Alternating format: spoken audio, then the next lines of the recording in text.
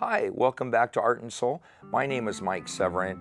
I am so thankful that you've allowed me to come back into your home again this week, and I encourage you to continue to send me those emails and messages. I really appreciate it. It makes me feel good knowing that I'm having an impact on your life and that you're painting along with me and sending me pictures that you've painted, and that's what it's all about, is being creative, and I'm just glad that I can be a part of your life. And this is always a highlight of my week when I get to come in and share a little time with you. Last week we started our little penguin, which we call Paige after my director, and a very simple little design. We put in a little background, pretty nondescript, and the reason why we did that is because we wanted the focal point to be on this beautiful emperor penguin here in the foreground. And we just blocked in basically our colors and put in our penguin. In this case, I just sketched this in. And again, you can put your own design on any way that you would like. And so you can, play with that. I've got a little picture here, and I'll show it down here on the palette before I go through the palette of our little penguin. And I just took this off of Google Images. So whatever works for you to get the picture that you need, that's what you need to do. So let's go through our palette really quickly before we start in. We have our CAD yellow, light, our CAD orange, medium, titanium white. We have some cerulean blue, some straight black, and I just threw in some purple, dioxazine purple, onto the palette just in case we need that there. So we're gonna take, now that we've got our penguin blocked in, we're gonna take and start redefining or tuning him now, and get some highlights on him and more definition, and hopefully we'll get this all finished up tonight. So let's take first of all and work on the black portion here. And I've got this 1/2-inch brush, and we're gonna grab some of our straight black, and I'm gonna bring in a little bit of that blue into it. And we're just going to clean up the edges a little bit here and give them a little more pop. Now this is a very simple design. There's not a whole lot to it, but you can make this as elaborate and as detailed as you would like. For me, I'm just trying to give you the basics, as that's the whole reason for this show, is just give you some basic knowledge of how to create your own pictures and paintings. The process that I go through here is not the definitive answer and way to do this. I prefer using the oil paints, and I like doing it where my paint is dry on that undercoating before I go to my second layer. Now, that being said, there's a gentleman here in town, in fact here on CCTV, called the Salem Painter, and he does the wet on wet technique, very much in the style of Bob Ross. Everybody remembers Bob Ross, and that is a way of doing it. And I woke up at about 3 or 3:30 this morning and woke up and couldn't sleep and went out to the studio and started painting, and I finished that painting up this afternoon. And that painting is all wet on wet, which I don't normally do, but there's times where I like to do that. I'm trying to, in the show here, give you a little more, I guess what you would call fine art techniques, things that in order to get the depth, a lot of times in a subject, you need to have that dry underneath before you put the next layer on. And many, many, many paintings that I do have got multiple levels. There may be 4 or 5 different layers of paint that are on in order to get the depth that I would like. And while I was talking there, I turned the penguin on his side here so that I can just make it a little easier to get the edge, especially so you can watch me paint there. And you can take your time and be as specific as you would like.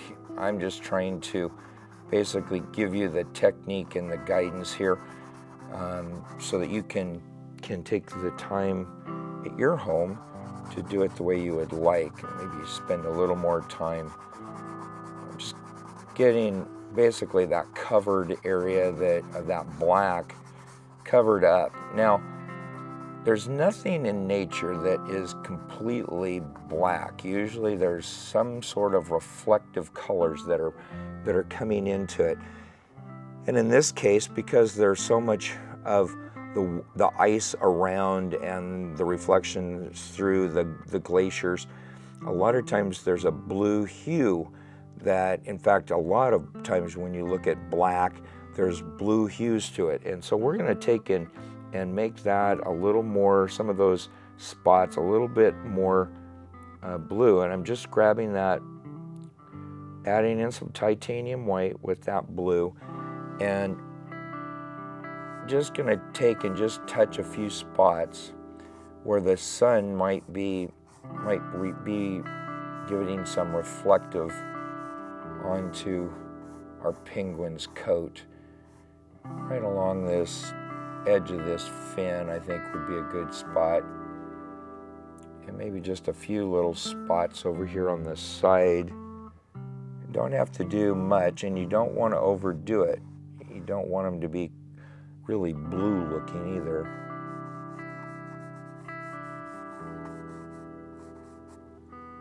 And maybe we'll touch just a little bit on his head, just maybe some highlight that might be hitting just across the crest there. In fact, I may even lighten that up one step more just to make that pop a little. Yeah, I like that much better.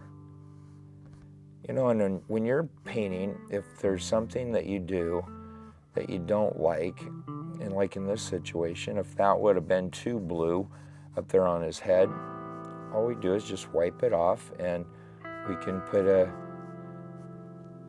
different amount on there just to even it out. I like that. That looks really good. So we've got the black part really more defined and looks a little better. The next thing I want to do is I want to take and do some of his chest here and down here towards the lower part where his legs are at. This would be a little more shadowed down here, but we're going to bring in, being we've got this blue on our brush, I want to take some of that and I want to bring that in. And you're going, wow, that's really blue. That's too blue. Well, I think you'll see here in a minute that it really isn't for what we're going to be doing next. And I want to bring that a little bit right up around that fin a little bit, and a few just spots across the chest, underneath of that neck. We're just basically giving him some nice form here and just bringing in a little bit of color pop in there. Now that we've done that, now we're going to I'm going to wipe my brush out and I'm going to go straight into the titanium white. Now there's still some of that blue that's still left in there, and I don't want to completely clean the brush out because I want some of that blue to come in.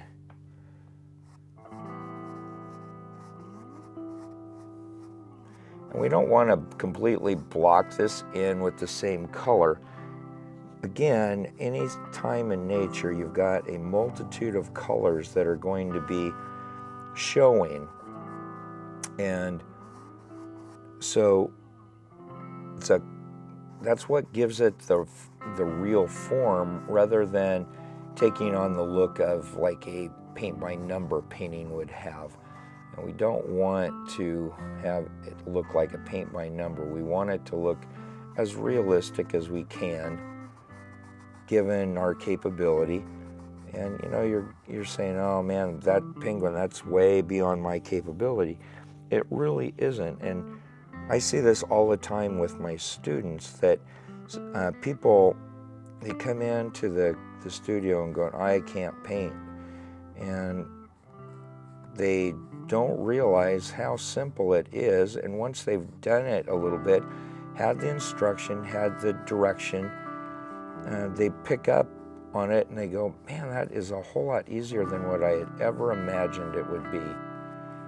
And that's the fun of this, is learning something new, expanding your world. And I think, you know, we've got, in fact, we had another little, not little, and I don't mean to trivialize it, another terrorist attack yesterday, and then there was another one this morning that happened over in Kenya. And you know, we live in such tumultuous times right now, and any time that we can take some time away from our crazy world and do something that's creative and expands us, makes us happy and joyful, we need to embrace that. And that's what I think, why I enjoy the painting so much, is that for that little while when I'm sitting there in front of the canvas and putting paint down, I kind of forget about all of the cares of the world and all of the stuff that's going on, and it's a real beautiful time.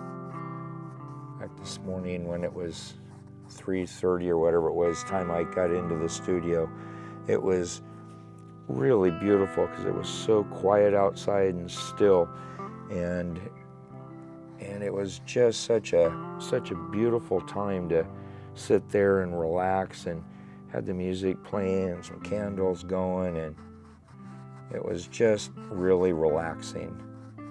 It's amazing how fast time goes by too when you're in that kind of a situation where you can be there and alone and just listening to some music and enjoying that time alone, and it's really fun, and I enjoy it, and I think you will too if you will just take the opportunity to make that happen in your day.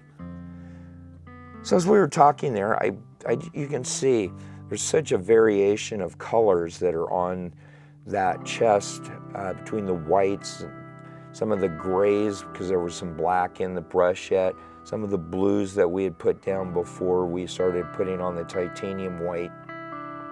So it became very, very variegated as far as colors in there, and that's what we're trying to accomplish. It looks very realistic. And what I'd like to do now is I want to take, I wipe my brush out. I want to get all of the excess paint out, and if you want to grab a clean brush, you can. I just want to make sure that we've got most of our paint out of this, and I just want to take now and just blend what we've got on the canvas together so that we don't have any real drastic differences in the colors. And just by blending that, and I keep wiping out my brush so that I get that excess, because as I'm blending, I get more paint comes off onto the bristles, and I don't want to just shove it around. I want to blend those together rather than pressing them. That looks pretty good.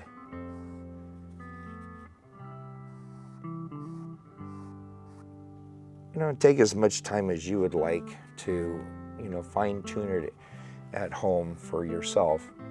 Now, emperor penguins have this little orange and yellow up there on their neck, and on the beak is a lot of the same colors in that orange. So we're going to take and put that in right now, and I'll grab my little, I can find it. Yeah, that'll work. I like using the angle brushes for this, but this flat-edged bristle will work fine. So I'm going straight into the cad orange there, and right along closest to the eye is where the strongest of that color is. So I'm just putting straight cad orange on there, and I'm just making basically just a half moon and then sweeping it down then towards the chest. Kind of almost like an S shape there. And then I want to do this same color on the beak, and just, now I've got black. Remember, we put black on that head, so probably need to, like, that's became quite dark there just because I touched some of that black. So just reload up and come back in and hit that again just to brighten it up. And the other thing too that I always like to remind people of is, when you're working wet on wet, and like in this situation where we got that black into it, if it's not sticking, just come in with the paint thinner and you can thin down that second layer, and it will make the thin paint will adhere to that thicker paint that's there already there. I'm just going straight into the cad yellow, and I want to take, I just did just a little highlight across over that orange there, and we're going to do the same thing over here on this side. We'll come right up to that orange that we had before, and then we'll take and blend those out. So it goes from that cad orange into the cad yellow.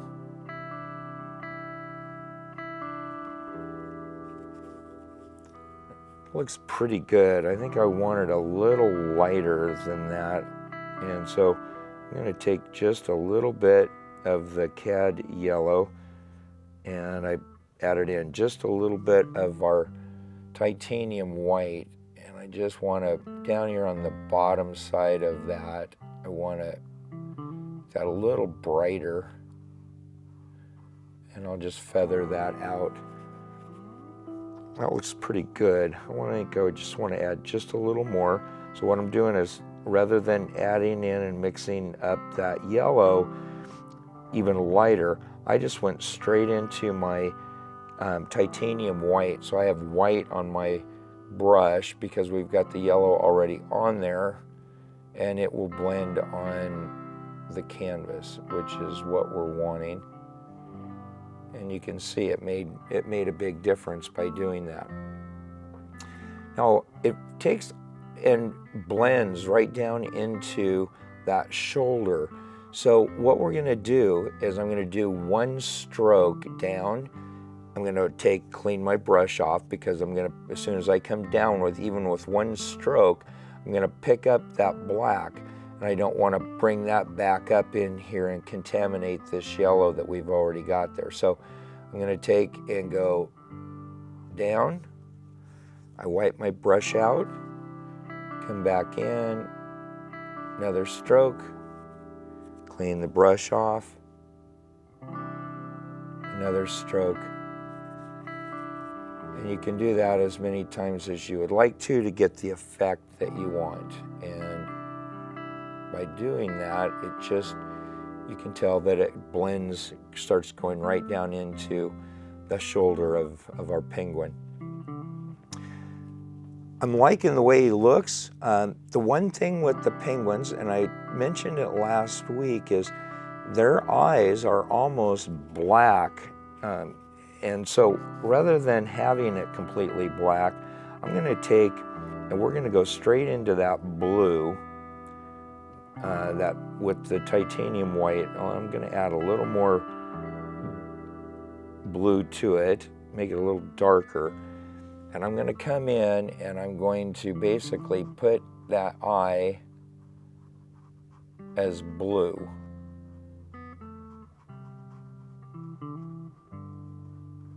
And you probably can't even see that on the screen because it's so dark. But I liked that because we'll, in order just to highlight it, highlight seems kind of odd to say it, but I'm using black now to highlight. I'm basically putting that eye back in, just touching just a little bit there. And he looks just, it looks really good. Looks really, really good there. I want to clean this up just a hair, which means I've got that black on there where it comes down into the orange. Looks good. Looks really good. Now, I want to take and do just a little bit with shadowing down here on the surface next to his feet. And for that, we're going to take and we'll go right back into, or go back to our original brush, and I'm grabbing purple and I'm going to add in some of that blue into it. So we've got a really kind of a, I don't even know, it's not quite periwinkle because it's a little darker than that. We'll see if this is too dark. No, that's just about right. So we'll go right up to the bottom of his feet here and across the bottom, right underneath of his foot on this side. We'll reload that up. I don't want a whole lot of paint on here because, again, this is shadow, so we don't need this really in heavy strokes. We just want to, and we don't want to completely cover up our underpainting. We just want this just to basically graze over the surface here to give that effect of a shadow. And that looks really good like that. I like that a lot. May take just a little of that blue with the cad or the titanium white and maybe just a few strokes back and forth. And what this does basically is it just gives a little more variation in the colors. And I want to point this out because this is an important part. A lot of people ask me why we underpaint and the importance of it. And if you look at this closely, we have our underpainting color, which is this real light lavender that still pops through in several places there. We have that darker purple that we just put in with some of those blue highlights, which catch some of the blue that's back here underneath of them. So it's real important not to kill all of that underpainting color, because that's what gives us the definition and the depth when we put on these final coats. So the last thing we're going to do here is do some highlights right on the top of his feet.